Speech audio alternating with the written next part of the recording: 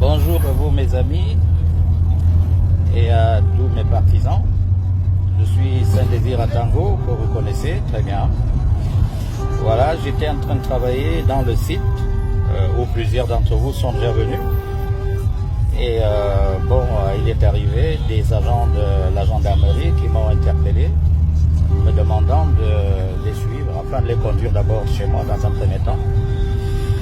Je suis venu avec eux chez moi et c'est arrivé là-bas qu'ils m'ont dit qu'ils voudraient qu'on se rende à la gendarmerie avec ma fille Amandine Daline Bongon Batangana, qui venait d'accoucher.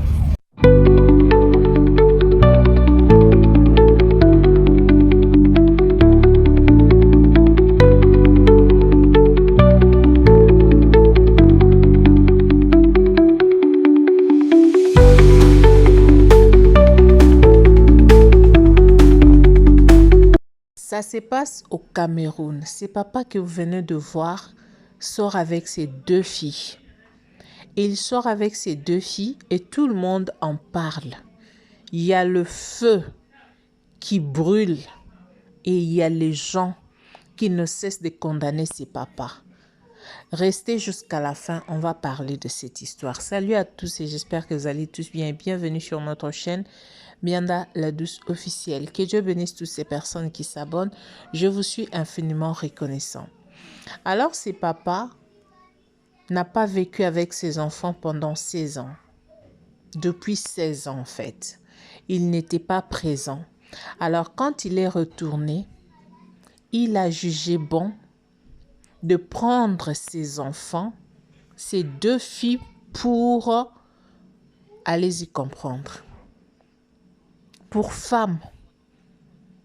Et c'est comme ça qu'il mougoussait les deux filles jusqu'à elles sont tombées enceintes. L'une a eu un bébé qui va totaliser 1 mois. Maintenant, ce qui se passe, c'est que les gens ne cessent de parler. Les gens critiquent ce papa comme pas possible.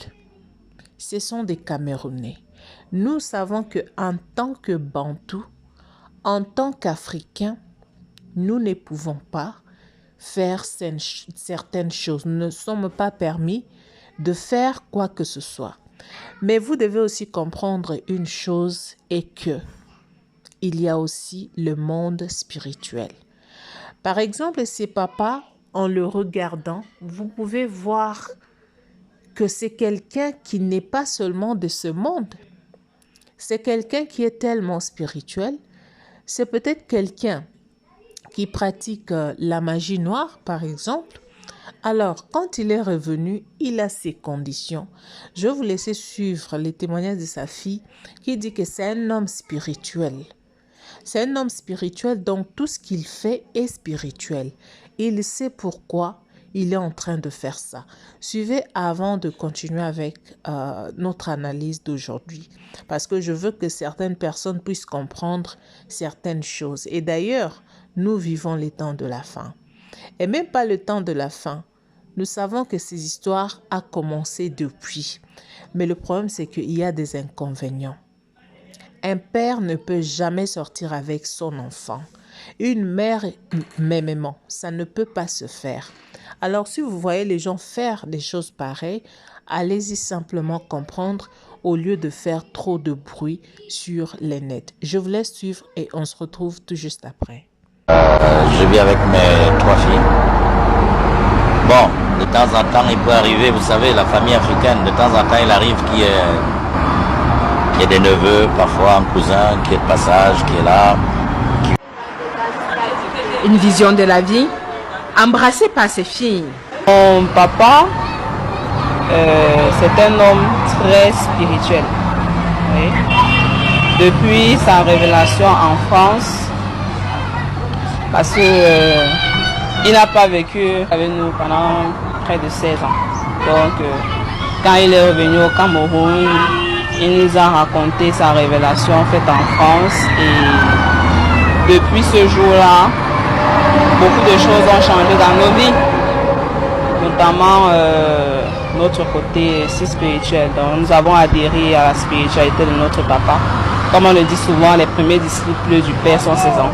Il n'y a pas eu de difficulté, il y a facilement adhéré parce que c'est quelque chose que nos ancêtres pratiquaient avant l'arrivée des églises. Donc c'est un peu comme l'animisme, parce qu'on prie face aux divinités. Dans le soleil, le jour et la lune et les étoiles la nuit. Une adhésion qui conduit dès lors à une relation père-fille spéciale. C'est très très personnel en fait. C'est le respect, la pratique, les confidences, les conseils, beaucoup de conseils. On travaille beaucoup ce côté-là en fait. Et on essaye à chaque moment de rattraper ces 16 ans qu'on n'a pas passé avec lui. Mon papa, c'est quelque chose de vraiment grand parce que c'est quelqu'un de spirituel et en plus il nous fait souvent rire, il est gentil avec nous et il nous donne souvent beaucoup de temps. Ce noyau familial s'influence simultanément, notamment en ce qui concerne le rapport au look. J'ai commencé par garder l'afro et comme je pars à l'école, me tresser tout le temps, je n'avais pas trop ce temps-là et ça me faisait beaucoup mal à la tête parce que je ne supporte pas trop les tresses. Donc j'ai opté pour les locks et j'ai trouvé mon côté naturel, ma beauté africaine et j'ai décidé de garder. Je les ai depuis 2018. Et c'est comme ça que nous tous nous avons adhéré et par la suite nous avons aussi demandé à papa que bon, on peut aussi te le faire puisqu'il avait sur la tête, il a dit que ça qui de la tête ça vient sur le menton, donc c'est comme ça. Il ne nous a pas influencé, nous on aime parce que c'est naturel et moi je me sens à l'aise avec parce que j'avais eu à placer la greffe une fois, il était mal à l'aise, ça chauffait dans ma tête et ça grattait donc et en plus ce n'est pas naturel, je préfère être comme je suis là parce que je me sens moins. Voilà la famille. C'est vrai qu'il est difficile d'avaler certaines choses, mais je vous dirais tout simplement qu'allez-y comprendre, ce sont les choses qui se font pas normalement, mais ce sont des choses qui se font par, je ne sais pas, des conditions, des trucs un peu bizarres. Il y a de choses qui se passent dans ce monde. En tout cas, si Dieu pouvait faire en sorte que nous puissions tout connaître, je vous dis la famille, je vous dis, ça va être compliqué. Ça va être compliqué. Allez-y simplement comprendre que cette famille, c'est une famille maudite.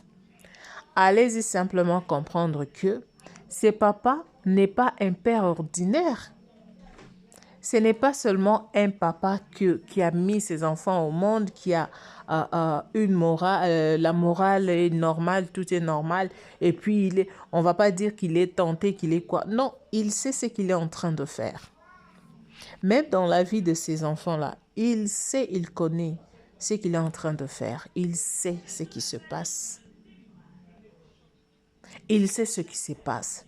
Le problème, c'est que ces enfants aussi ont été entraînés dans ça. Elles n'ont pas un mot à dire parce que elles ont été entraînées dans ça. Et quelqu'un qui n'a pas Dieu, quelqu'un qui n'a pas Jésus, c'est difficile pour comprendre certaines choses. Il est vraiment difficile de comprendre que la vie que je suis en train de mener n'est pas du tout ma vie. C'est une vie d'une autre personne. C'est une vie qu'on m'a imposée. Oui, c'est comme ça que ça se passe. Alors, arrêtez de condamner ces filles. Arrêtez de condamner ces filles. C'est papa, c'est ce qu'il est en train de faire dans le corps ou dans la vie de ces deux filles. Il sait certainement ce qu'il est en train de faire. Parce que ce n'est pas normal. Même si tu n'es pas resté avec ces enfants-là, mais le sang qui coule en toi, pendant que tu sais que c'est tes enfants,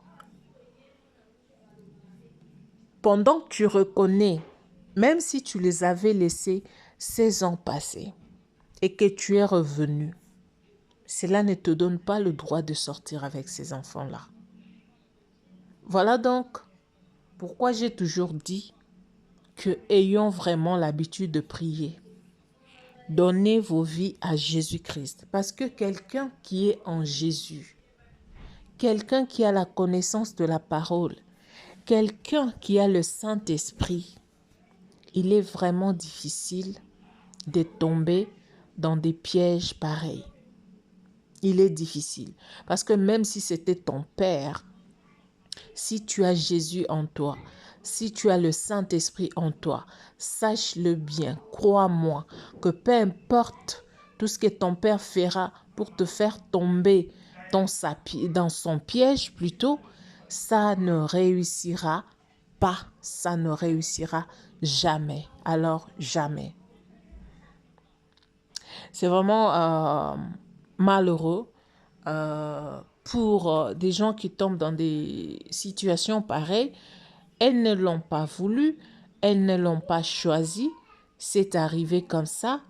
Eh bien, que le Seigneur nous sauve, que le Seigneur nous aide. Voilà, qu'est-ce que vous pensez de cette histoire de ces papas avec ses 3 enfants? Ces papas qui mougouent tous les jours ses enfants et qui les engrossent même. Donc ça a commencé depuis longtemps. Qu'en pensez-vous de cette histoire? Est-ce que vous êtes du côté de ceux qui condamnent le papa?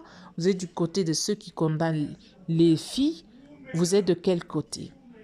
Alors je vous laisse le clavier, je vous laisse tout mettre dans les commentaires. Quant à moi, je reviens pour vous retrouver avec un autre numéro d'une autre vidéo.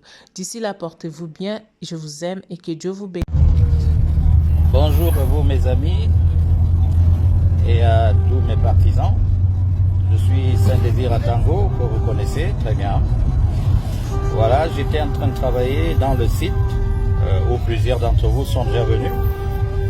Et il est arrivé des agents de la gendarmerie qui m'ont interpellé, me demandant de les suivre, afin de les conduire d'abord chez moi dans un premier temps. Je suis venu avec eux chez moi et c'est arrivé là-bas qu'ils m'ont dit qu'ils voudraient qu'on se rende à la gendarmerie avec ma fille Amandine Daline Bongon Batangana, qui venait d'accoucher. Le bébé, il aura 1 mois demain. Voilà, donc nous sommes en route pour la gendarmerie.